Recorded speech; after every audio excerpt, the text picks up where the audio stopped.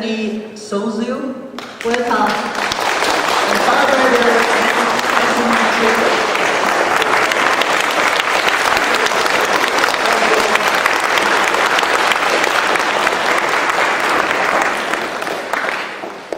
Hello, and thank you for having us here today and for hosting such a wonderful event. When we were informed that this event was being held today, it really took us back. These donations and events like this really mean a lot and go a long way. And we're here today to kind of give you a better understanding of what we're seeing when we're out there.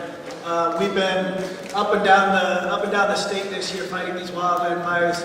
And the destruction that we've seen and the devastation that is going on in these communities is unparalleled in anything. Once we're up there, we're the same firefighters that you will see on the street here locally, on our ambulances, on the engines, on the fire trucks. But we also have to be cross-staffed in a whole gamut of trainings, including wildland fires. So when we get dispatched out to go help neighboring cities, go help Northern California, Southern California in these tremendous events, we all have to be ready. And like it says, we are together. We are together as community, as fire departments, as firefighters. We all try to help each other out the best we can. Now for us, so when we get dispatched, usually a lot of the devastation has already happened. The campfire is a perfect example of this. Unfortunately, the city of Paradise had no warning of this fire coming through. And when it came through their community, it was moving at approximately 80 acres an hour, which is somewhere relatively close to 50 miles an hour. And coming in the middle of the night, everybody's sleeping. That's why the devastation and the death tolls are as bad as they are. It appears like they will continue to climb. These people in these neighborhoods lost everything. They have nothing left. They've lost all their belongings, all of their paperwork. A lot of them lost their loved ones. A lot of other people around from California and the rest of the world lost all of their loved ones up there.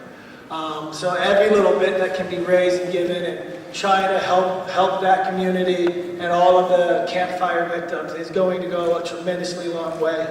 My firefighter Antoine Trader actually just came back 2 days ago from the campfire. He was up there for approximately 14 days, away from his family, away from his friends, working every day to try and aid the best he can. And I'll let him kind of explain a little bit of what he saw and what he was able to experience while he was out there. Good evening, everybody. As the cap said, I got dispatched last week, so I was there from day one at the campfire. I've been doing this job for roughly 9 years, and I've never seen the devastation that I witnessed. It was complete devastation everywhere. There was no houses standing for block after block after block. You might get one home, for whatever reason, it didn't get touched by the fire. But there's approximately 27,000 people that live in the town of Paradise. About 92 to 93% of the city was razed to the ground. Now, as a firefighter, especially in Palo Alto, we'll get a house fire. There'll be one house, maybe the next door house gets a bit of flame as well. But it's normally centralized to that one home. A lot of our firefighters up there that were there on day one, just when the fire was coming through, you'd be just one fire engine, maybe 3 to 4 firefighters on there, 4 if you're lucky. The guys there were dealing with multiple homes. There were stories of 5 engine companies with about 3 to 4 people on each one, coming up the road, and each one was given a whole street of houses on fire. Now, as firefighters, we want to save everybody. You know, we want to save your property, we want to save your life, we want to save all your possessions, everything that you hold dear. It's our job to save, okay? And just to go into that environment and have to decide which house you're going to be able to save, which house you're going to have to just let it burn. That's really tough for us. We see that as almost a failure if we can't do our job. That's how much it means to us. And just seeing the people that have lost everything, all they had was the clothes that they were wearing. And even though their homes had burned down, they were still thankful to us. Now, we kind of feel, we didn't save your house, but the people there, just to see us firefighters trying to save something, maybe if it's just a photograph, a wedding certificate, something that that person can never replace, we just give them a small item. The happiness that they show was great. We went to, on one of our days off, we went to a local cafe, and there was a couple who had lost their home, lost their pets. They literally just had the clothes they were wearing. And when they saw us, they were so happy, and they were in such good spirits. And it was just, for me personally, it was an amazing thing that just for them to look at us and see us and give them that sense of safety. It was a big thing. Now, with donations, these people, they don't have anything.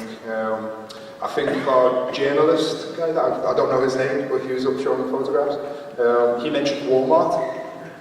Now, Walmart is basically being turned into a refugee camp. When we got there 2 days in, there may have been 30 or 40 people. By the end of the week, there was maybe 100, 200 people. And they were literally living off of donations.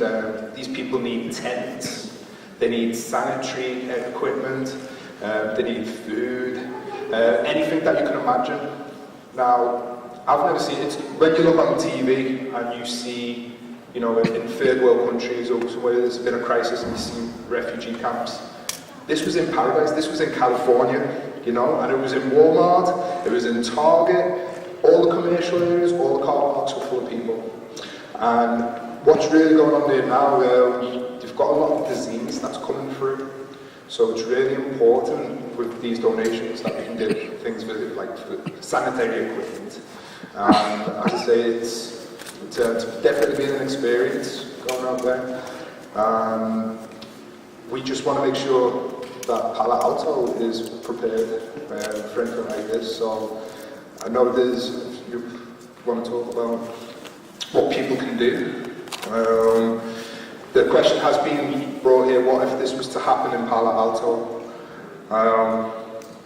There's many things. If you have land, then you can prepare your land. You have trees really close to your house. Now I know we're in Palo Alto and we like our trees, but just keeping your garden maintained, making sure that shrubs and bushes are kept away from your building. Things like that will help us to protect your home, because when we go to a house and the fire is coming, before we even put water on the fire, we try to prepare your home, we try to clear it, so there's no burnable materials close to your home. But what really helps us is if you can do that on a daily basis, just keep your gardens maintained, keep anything that's flammable away from the building. That goes a long way for us when we come to try and save your home. Just makes it so much easier, and then we can get your house prepared, and we can get your neighbours prepared, and their neighbours prepared also. But it was a bit of a shock to me today that we were coming here, especially since I've just come from the campfire, and I can personally tell you that a lot of the residents there, to know that this event like this is happening, definitely mean a lot to them. And that's me. And Antoine had a lot of what he saw and what he's able to see, but we can't tell you enough how hard it is going to be for these people. Everything they've lost now, but now getting back on their feet. That's going to be the difficult times. The difficult times are ahead of them now. They are all just thankful that they're alive and well and as good as they can be. So anything we can do to help them. We are continuously sending resources up, fire engines up, personnel up. So donations, volunteers, everything we possibly can do, and everything you can do as well. Like I said, it goes a long way.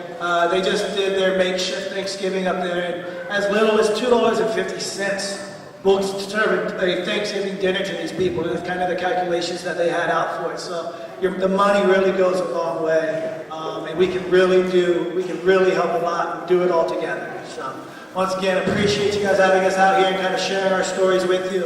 And if you see us out in the streets or walking around here, please stop us, have a conversation with us, and we can let you know any more information you'd like to know. So thank you very much.